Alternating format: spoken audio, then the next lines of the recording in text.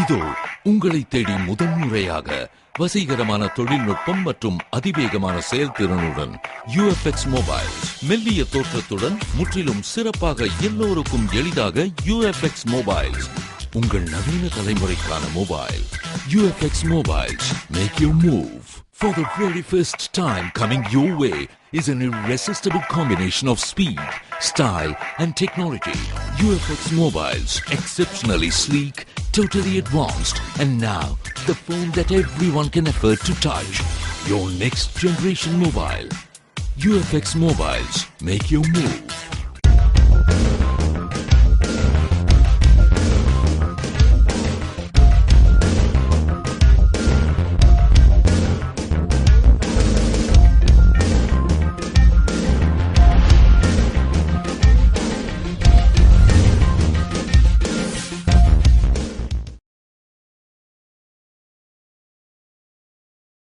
வணக்கம். ஏனாம் கலவரம் குறித்து சிபிஐ விசாரணை நடத்த வேண்டும் என்று முதல்வர் ரங்கசாமியிடம் சட்டமன்ற உறுப்பினர் மல்லாடி கிருஷ்ணராவ் வலியுறுத்தியுள்ளார். புதுவை ஏனாம் தொகுதி சட்டமன்ற உறுப்பினர் மல்லாடி கிருஷ்ணராவ் சட்டசபையில் முதல்வர் ரங்கசாமியை சந்தித்து ஏனாம் கலவரத்திற்கு சிபிஐ விசாரணை நடத்த வேண்டும் என்று கோரிக்கை மனு அளித்தார். அதனை பெற்றுக்கொண்ட முதல்வர் ரங்கசாமி அமைச்சர்கள் ராஜவேலு, தியாகராஜன் மற்றும் அதிகாரிகளுடன் ஆலோசனைக் கூட்டம் நடத்தினார். கூட்டத்தில் ஏனாம் கலவரம் தொடர்பாக ஆலோசிக்கப்பட்டது.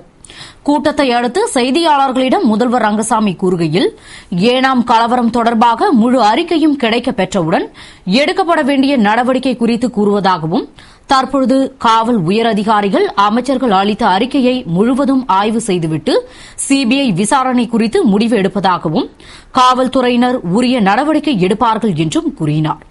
ಎಲ್ಲ ರಿಪೋರ್ಟ್ ಬಂದ ಎಲ್ಲ ರಿಪೋರ್ಟ್ ಮಂತ್ರಿ ಎಲ್ಲ ಸಬ್ಮಿಟ್ பண்ணல சார். ಮಂತ್ರಿ ನಮ್ಮ ஐஜிபி காவல்துறையிலிருந்து கரெக்ட் ரிப்போர்ட் இதெல்லாம் வந்த பிறகு கவர்மெண்ட் முடிவு எடுத்து பட் மந்திரி எல்லாம் ஊர்ல வந்திருக்காங்க, வந்து கொடுத்திருக்காங்க, பார்த்துட்டு வந்து சொல்லியிருக்காங்க.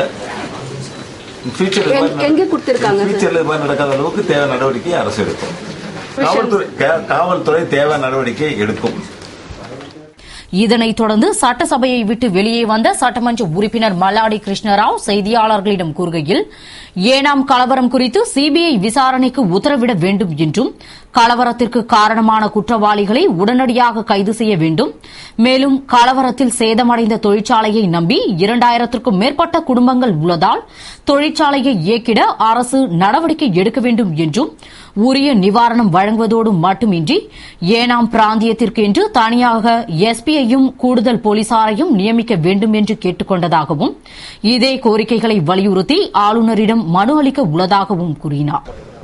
இல்ல, இன்னைக்கு அந்த 27th நடக்குதல்ல, ஒரு சிடி ஆர் மீடியம் நிறைய மீடியா சேனல்ஸ்ல வந்தாச்சு. அதே மாதிரி போலீஸ் கையில் இருக்குது, அதே மாதிரி பப்ளிக் கையில் இருக்குது. அதெல்லாம் எடுத்துன்னு வந்துட்டு சிஎம்க்கு சிடியில் காமிச்சாச்சு. ప్లస్ இப்போ వరకు 34 or 35 పర్సన్స్ని అరెస్ట్ பண்ணியாச்சு. ఇంకా మెయిన్ పర్సన్స్ని అరెస్ట్ பண்ணல. மெயின் பர்சன் யார் யார் இருக்காரோ, சிடியில் இருக்காரோ, யார் ஐ விட்னஸ் சொன்ன ஆள் இருக்காரோ எல்லாருமே இமீடியட்டா அரெஸ்ட் பண்ணுங்கன்னு சொல்லிட்டு சிஎம்க்கு சொல்லியாச்சு. அதே மாதிரி பாண்டிச்சேரி போலீஸ் எஃபெக்டா ஒர்க் பண்ணது நல்லா பண்ணிட்டாரு. కానీ ஒரு 2 ஸ்டேட் ப்ராப்ளம் இது, அதர் ஸ்டேட்ல கூட இருக்குது. இது சிபிஐ கண்டிப்பா சிபிஐ போடுங்க சொல்லிட்டு மெயின் டிமாண்ட். அதே மாதிரி ஃபேக்டரி எகைன் திருப்பி ஸ்டார்ட் பண்ணக்கு என்ன பெனிஃபிட் கம்பெனிக்கு கூப்பிட்டு பேசிட்டு ஒர்க்கர்ஸுக்காக நியர்லி 1960 ஒர்க்கர்ஸ் இருக்காரு. Institution is separately. அதுக்காக இந்த அளவுக்கு ஒரே தடவை thousands ஆஃப் பீப்புள் எம்ப்ளாய்மெண்ட் போயிடுச்சுன்னா யாரும் ரொம்ப பாதிப்பு வந்தாச்சு. எல்கேஜி டு இன்ஜினியரிங் காலேஜ் வரைக்கும் இன்ஸ்டிடியூஷன் எல்லாம் இருக்குது. அதுக்காக இமிடியட்டா டெசிஷன் எடுத்துங்க சொல்லிட்டு கேட்டா சிபிஐ இமிடியட்டா போடுங்க, யார் யார் இருக்காரோ அப்போ பேக் ஃபுல்லா வருது சொல்லிட்டு சொல்லியாச்சு. அதே மாதிரி ஒரு இமிடியட்டா ஒரு யானத்துக்கு ஒரு எஸ்பிని இமிடியட்டா அப்பாயிண்ட் பண்ணுங்க, permanent SP, not incharge Pondicherry నుంచి இன்சார்ஜ் வந்த மாதிரி இல்ல, ஒரு எஸ்பினை போடுங்க. Police out police station strength increase பண்ணுங்க, டிராபிக் ஸ்ட்ரென்த் இன்க்ரீஸ் பண்ணுங்க, higher battalion company 1 more company யானத்துக்கு போடுங்க. இந்த மாதிரி சொல்லியாச்சு. அதே மாதிரி ஒர்க்கர் சைடுல ஒரு ஆள் டெத் ஆயிட்டாரு. அதே மாதிரி இன்ஜூர்டு பர்சன் இருக்காரு. நீங்க ரிப்போர்ட் கரெக்டா இருக்குதுன்னா அந்த ஃபேமிலி கூட ஹெல்ப் பண்ணுங்க, ஃபைனான்ஷியலி ஹெல்ப் பண்ணுங்கன்னு சொல்லிட்டு இன்னைக்கு சிஎம் சொல்லியாச்சு. சிஎம் நாளைக்கு எல்ஜின்னு கூட பேசிட்டு நம்ம கேபினெட்ல கூட பேசிட்டு நான் இமிடியேட்டா குயிக்கா டெசிஷன் எடுக்கிறேன்னு சொல்லி சிஎம் சொல்லியாச்சு. புதுவை சட்டம் ஒழுங்கு குறித்து காவல்துறை உயர் அதிகாரிகளுடன் முதல்வர் ரங்கசாமி அவசர ஆலோசனைக் கூட்டம் நடத்தினார். புதுவையில் சட்டம் ஒழுங்கு சீர்குலைந்து ரவுடிகள் அட்டகாசம் அதிகரித்து கொள்ளை பெருகியுள்ளதால் பொதுமக்கள் மத்தியில் பீதி நிலவி வருகிறது. இந்நிலையில் 100 அடி சாலையில் உள்ள வணிக வரித்துறை அலுவலகத்தில் சட்டம் ஒழுங்கு குறித்து காவல்துறை உயர் அதிகாரிகளுடன் முதல்வர் ரங்கசாமி ஆலோசனைக் கூட்டம் நடத்தினார். கூட்டத்தில் டிஐஜிக்கள் சுக்லா, அதுல் கத்தாரி, எஸ்எஸ்பி சந்திரன், எஸ்பிக்கள் சிவதாசன், நந்தகோபால், தெய்வசிகாமணி, ரவீந்திரன், மோனிகா பரத்வாஜ் உள்ளிட்ட அதிகாரிகள் கலந்து கொண்டு சட்டம் ஒழுங்கு குறித்து ஆலோசனை நடத்தினர். அவர்களிடம் முதல்வர் ரங்கசாமி சட்டம் ஒழுங்கை காப்பாற்ற கடும் நடவடிக்கை எடுக்க வேண்டும் என்று உத்தரவிட்டார். புதுவையில் குண்டர் சட்டத்தை அமல்படுத்த முதல்வர் ரங்கசாமிக்கு 1 வார காலம் அவகாசம் தருவதாகவும், அமல்படுத்தாவிட்டால் பிரம்மாண்ட போராட்டம் நடத்துவோம் என்று பாராளுமன்ற உறுப்பினர் கண்ணன் கூறியுள்ளார். இது தொடர்பாக பாராளுமன்ற உறுப்பினர் கண்ணன் செய்தியாளர்களுக்கு அளித்த பேட்டியில், புதுவையில் சமீப காலமாக நடந்து வரும் நிகழ்ச்சிகள், சம்பவங்கள் மனவேதனையை ஏற்படுத்தியுள்ளதாகவும், கொலையாளிகள் பகிரங்கமாக சுற்றி வருவதால் மக்களுக்கு பாதுகாப்பற்ற சூழல் ஏற்பட்டுள்ளதாகவும், இதனால் யாரும் தைரியமாக நடமாட முடியவில்லை என்றும், குண்டர் சட்டம் 15 ஆண்டுகால முயற்சிக்கு பிறகு கொண்டுவரப்பட்டும் அதனை அமல்படுத்த முதல்வர் ரங்கசாமி ஏன் தயங்குகிறார் என்ற அவர், தொடர்ந்து சட்டத்தை வைத்து குற்றங்களை குறைப்பேன் என்று முதல்வர் கூறியுள்ளது சரியல்ல. மேலும் முதல்வர் குண்டர் சட்டத்தை காலதாமதம் செய்யாமல் 1 வாரத்திற்குள் அமல்படுத்த வேண்டும். அவ்வாறு அமல்படுத்தாவிட்டால் பிரம்மாண்டமான போராட்டம் நடத்துவோம் என்றும், குண்டர் சட்டத்தில் கைது செய்ய அனுமதி கேட்ட கோப்புகள் ஏன் நிறுத்தி வைக்கப்பட்டுள்ளது என்றும், முதல்வரை சந்திக்க கடந்த 4ஆம் தேதி நான் அனுமதி கேட்டும் இன்னும் அனுமதி கிடைக்கவில்லை. இருந்தாலும் முதல்வரிடம் விவசாயிகளுக்கும் மீனவர்களுக்கும் பண்ணை பயிர்களுக்கும் உடனடியாக நிவாரணம் வழங்க கோரிக்கை வைப்பதாகவும், மத்திய அரசிடமிருந்து நிதி வரவில்லை என கூறுவது நிர்வாக பிரச்சினை. அதனை தவிர்க்க உடனடியாக டெல்லிக்கு செல்ல வேண்டியதுதானே. டெல்லியில் நடைபெற்ற நிதியமைச்சர் மாநாட்டிற்கு செல்லாமல் விட்டதற்கு பொறுப்பேற்காமல் மக்களை பற்றி சிந்திக்காமல் பேசுவது நல்லதல்ல. எனவே களத்தில் இறங்கி போராட்டம் செய்ய முடிவு செய்துவிட்டேன் என்று கூறினார்.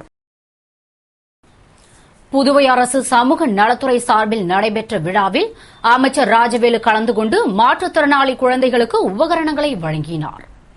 புதுவை அரசு சமூக நலத்துறை மற்றும் சென்னையில் உள்ள மத்திய அரசின் 1க்கும் மேற்பட்ட ஊனமுற்றோர் மேம்பாட்டு தேசிய நிறுவனம் சார்பில் சமூக நலத்துறை அலுவலகத்தில் மாற்றுத்திறனாளிகளுக்கு கருவிகள் மற்றும் உபகரணங்கள் வழங்கும் விழா துறை இயக்குநர் உத்தமன் வரவேற்புரையுடன் துவங்கியது.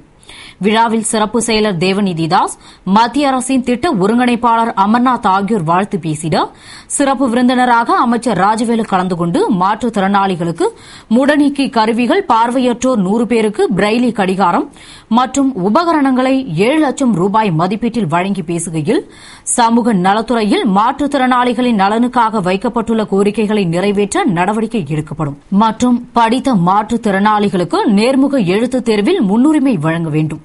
இதற்கு துறை செயலர் ஆவண செய்ய வேண்டும் என்று பேசினார். விழாவில் துறை அதிகாரிகள் மற்றும் மாற்றுத்திறனாளிகள் கலந்து கொண்டனர்.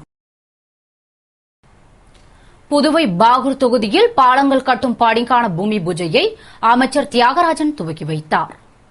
புதுவை பாகூர் தொகுதிக்கு உட்பட்ட பாகூர்சேரி மதகு வாய்க்கால் குறுக்கே பழைய பாலத்தை இடித்துவிட்டு புதிய பாலம் கட்டுவது, திடீர் நகரை பாகூர்பேட்டுடன் இணைக்கும் 2 பாலங்கள் கட்டும் பணிக்கான பூமி பூஜையும், சோரியாங்குப்பம் வேம்படி களம் சாலை, குருவிநத்தம் புறந்தொட்டி சாலை, இருளன் சந்தை மதுரா தாங்கல் சாலை அமைக்கும் பணிக்கான பூமி பூஜையும் நடைபெற்றது.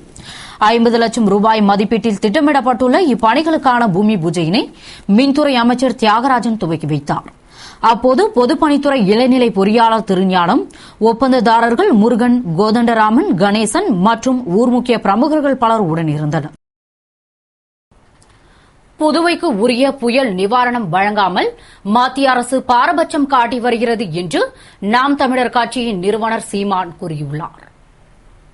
கடலூரில் நாளை தானே புயலால் பாதிக்கப்பட்டவர்களுக்கு உரிய நிவாரணம் வழங்க வேண்டும் என்பதை வலியுறுத்தி நாம் தமிழர் கட்சி சார்பில் மாபெரும் பொதுக்கூட்டம் நடைபெறவுள்ளது. இதனை முன்னிட்டு புதுவை சிங்காரவேலர் சிலையில் இருந்து நாம் தமிழர் கட்சியினர் ஊர்வலமாக புறப்பட்டு சென்றனர். ஊர்வலத்திற்கு கட்சி நிறுவனர் சீமான் தலைமை தாங்கிட இயக்குநரும் திரைப்பட நடிகருமான மணிவண்ணன் முன்னிலை வகித்தார். புதுவை நிர்வாகி லோக ஐயப்பன் அனைவரையும் வரவேற்றார். முன்னதாக புதுவை செய்தியாளர்களை சந்தித்த கட்சி நிறுவனர் சீமான் கூறுகையில், தானே புயலால் தமிழகம் மற்றும் புதுவை மிகவும் பாதிக்கப்பட்டது. அதன் அடிப்படையில் தமிழகத்திற்கு 5000 கோடியும் புதுவைக்கு 2500 கோடியும் நிவாரணமாக மத்திய அரசு வழங்க வேண்டும் என்று மாநில அரசுகள் வலியுறுத்தின. ஆனால் தமிழகத்திற்கு 500 கோடியும் புதுவைக்கு 125 கோடியும் மத்திய அரசு வழங்கியுள்ளது. மத்திய அரசு ஆதரவு இல்லாமல் ஆட்சி நடத்தி வரும் புதுவைக்கு உரிய புயல் நிவாரணம் வழங்காமல் பாரபட்சம் பார்த்து வரும் மத்திய அரசு உடனே போதிய நிவாரணம் வழங்க வேண்டும் என்று கூறினார். புதுவை சுகாதாரத்துறை சார்பில் யானைக்கால் நோய் ஒழிப்பு மாத்திரை வழங்கும் திட்டத்தை முதல்வர் ரங்கசாமி தமது அலுவலகத்தில் துவக்கி வைத்தார். புதுவை சட்டசபை முதல்வர் அலுவலகத்தில் சுகாதாரத்துறை சார்பில் யானைக்கால் நோய் ஒழிப்பு மாத்திரை வழங்கும் திட்டத்தின் துவக்க நிகழ்ச்சி நடைபெற்றது. நிகழ்ச்சியில் முதல்வர் ரங்கசாமி, சுகாதாரத்துறை இயக்குநர் ராமன், உதவி இயக்குநர் சர்மா, உதவி பூச்சியல் வல்லுநர் முருகசாமி முன்னிலையில் யானைக்கால் நோயினை அறவே அழிக்கும் டிஇசி மற்றும் ஆல்பன்டசோல் மாத்திரைகளை வழங்கும் திட்டத்தினை துவக்கி வைத்தார். இத்திட்டத்தை 5 அல்லது 6 ஆண்டுகள் கடைபிடித்தால் புதுவையில் யானைக்கால் நோயை முற்றிலும் ஒழிக்க முடியும் என்பதால் சுகாதார கொள்கையின் அடிப்படையில் தேசிய அளவில் அனைவருக்கும் மாத்திரை வழங்கப்பட உள்ளது. நிகழ்ச்சியில் துறை அதிகாரிகள் பலர் கலந்து கொண்டனர். புதுவை திருக்காஞ்சி கங்கவராக நதீஸ்வரர் ஆலயத்தின் திருப்பணியை பூமி பூஜையுடன் முதல்வர் ரங்கசாமி துவக்கி வைத்தார். புதுவை வில்லியனூர் கொம்யூன் திருக்காஞ்சியில் எழுந்தருளியுள்ள கங்கவராக நதீஸ்வரர் ஆலயம் சீரமைக்கும்படி 3 கோடி ரூபாய் மதிப்பீட்டில் செய்வதற்கு முடிவு செய்யப்பட்டு அதற்கான திருப்பணி துவக்க விழா நடைபெற்றது. விழாவில் சிறப்பு அழைப்பாளராக முதல்வர் ரங்கசாமி கலந்து கொண்டு திருப்பணியின் துவக்கத்தை முன்னிட்டு கோவிலில் நடைபெற்ற சிறப்பு வழிபாட்டில் பங்கேற்று சாமி தரிசனம் செய்தார் மற்றும் பூமி பூஜையுடன் திருப்பணியை துவக்கி வைத்தார். அப்போது முன்னாள் அமைச்சர் ஆனந்த பாஸ்கரன், கோவில் சிறப்பு அதிகாரிகள் மனோகரன், சீதாராமன், அறங்காவல் குழுவினர் மற்றும் ஊர் பொதுமக்கள் திரளாக உடனிருந்து சாமி தரிசனம் செய்தனர். விழாவிற்கான ஏற்பாடுகளை தனி அதிகாரிகள் மற்றும் அறங்காவல் குழுவினர் செய்திருந்தனர். இத்துடன் செய்திகள் நிறைவடைகின்றன. வணக்கம்.